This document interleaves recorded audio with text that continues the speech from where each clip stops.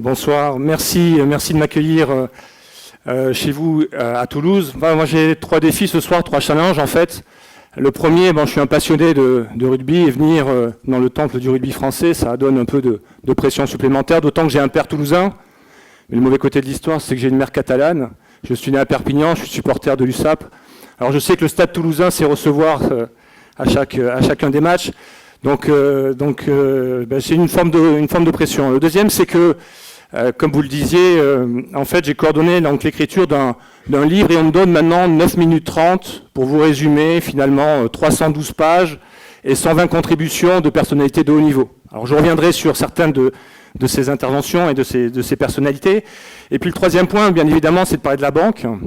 Alors c'est pas très facile de parler de la banque de nos jours, mais c'est un sujet qui est quand même fondamental et c'est aussi une forme de pression parce que dans l'auditoire, je sais qu'il y a des banquiers et notamment un représentant de la Banque Courtois.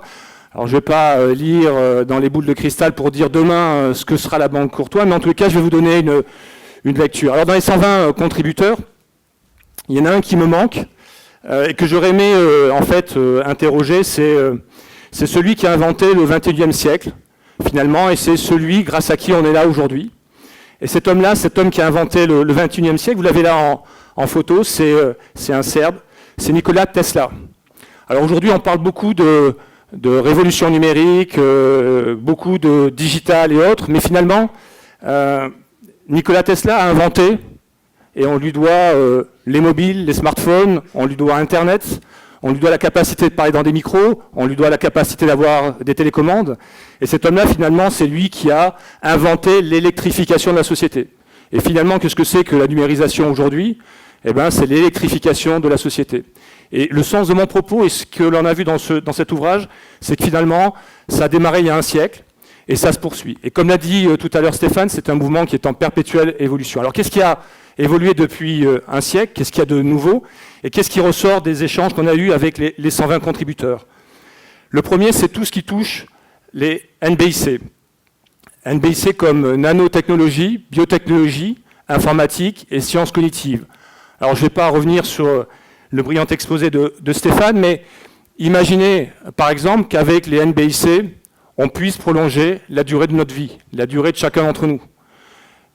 Il est question aujourd'hui d'immortalité. Certains arrivent à des estimations de l'ordre de 50 ans, mais imaginez que l'on puisse prolonger la vie d'environ 20 ans. Imaginez le séisme que ça aurait sur les dépenses publiques. Les réflexions sur l'âge de la retraite, 60 ans, 65 ans et autres, seraient complètement désuètes. Mais imaginez aussi l'impact sur les services financiers. Imaginez l'impact sur l'assurance. Imaginez aussi l'impact sur les crédits, sur les dépôts, sur la transmission du patrimoine. Et ça, c'est un point qui ne ressort pas suffisamment dans la lecture que l'on a quand on accompagne nos clients banquiers au quotidien. Et c'est quelque chose qui ressort de manière très nette, finalement, dans ces 120 contributions. Alors, quand on parle de la banque de demain et quand on essaie de se projeter, il y a un mot à la mode aujourd'hui qui est l'ubérisation. Uber. Donc, un des termes le plus souvent et que vous lirez le plus souvent dans notre ouvrage, c'est l'ubérisation des services financiers. Finalement, qu'est-ce que c'est que l'ubérisation ? L'ubérisation et ubériser, c'est juste mettre un court-circuit, à un moment donné, entre deux extrémités. Et la question qu'on peut se poser, c'est pourquoi on parle d'ubérisation et qu'est-ce qui pousse à l'ubérisation ?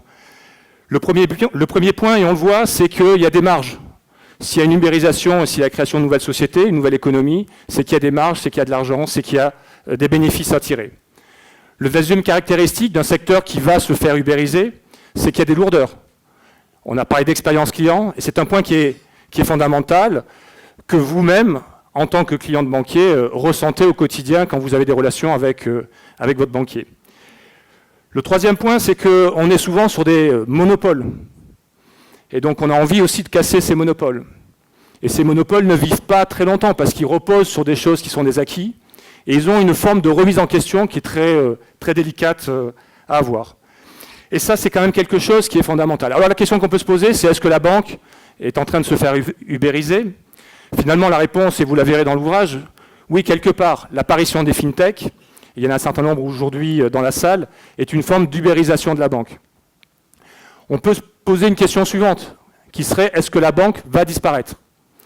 Alors là, je vais citer juste Bill Gates, qui a dit que finalement, les services bancaires étaient nécessaires, mais que les banquiers n'étaient pas nécessaires. Alors je ne vais pas faire de projection ni de prédiction sur l'avenir des banques.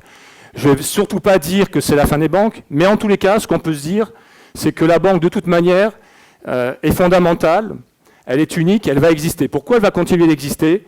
Parce que la banque est gérée par des banques centrales qui sont gérées elles-mêmes par des États. Et la monnaie, la circulation de la monnaie, la tenue de compte est quelque chose de suffisamment sérieux pour que ça reste encore entre les mains des États. Alors, si je devais faire une synthèse finalement des visions qui ont été partagées par ces 120 non-banquiers, j'en retiendrai deux. La première qui peut vous surprendre. Il ressort, alors j'ai pas fait de statistiques, mais il ressort que finalement le banquier de demain pourrait être le banquier d'hier. Donc là, vous avez la photo de Jacques Necker, c'est probablement le dernier banquier qui a été adulé par les Français, puisque quand il a été destitué en 1789, finalement, ça a failli créer une émeute. Je ne dis pas que ça a créé la Révolution française, mais en tous les cas, c'est le dernier banquier mais c'est le dernier banquier qui a été adulé par les Français. Et ce qu'on peut se dire, et ce qu'on se traduit les 120 contributeurs, c'est que finalement, ils aspirent à un retour du banquier entrepreneur, c'est-à-dire en prise avec l'économie réelle. Donc ça, c'est une première vision. Et puis, il y a une deuxième vision qui est un peu différente.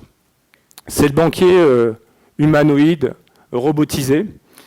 Stéphane vous en a glissé deux mots. Hein. C'est le banquier qui est finalement avec des algorithmes un peu froids, avec des interactions, avec des interfaces qui ne sont pas nécessairement humaines.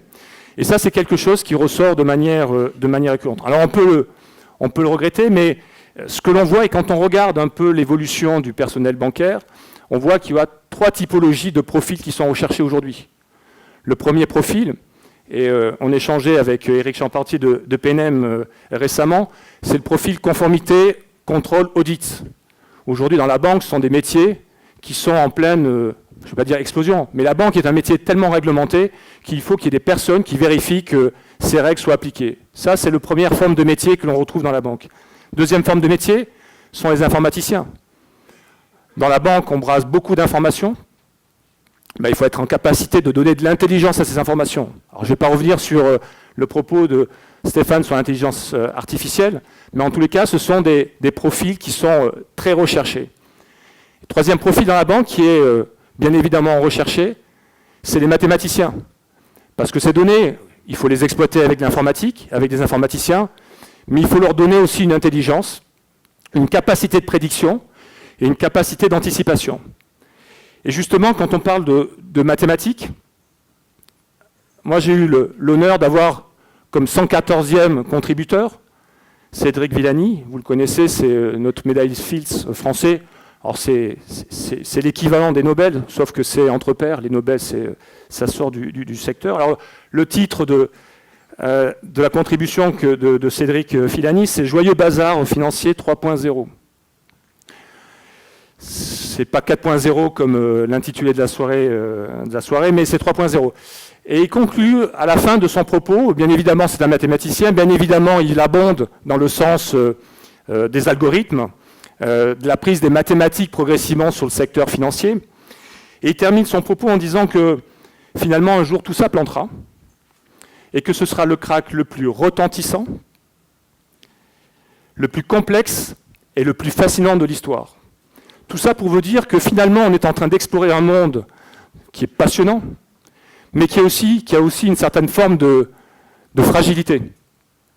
Et donc, on est dans la période des vœux aujourd'hui.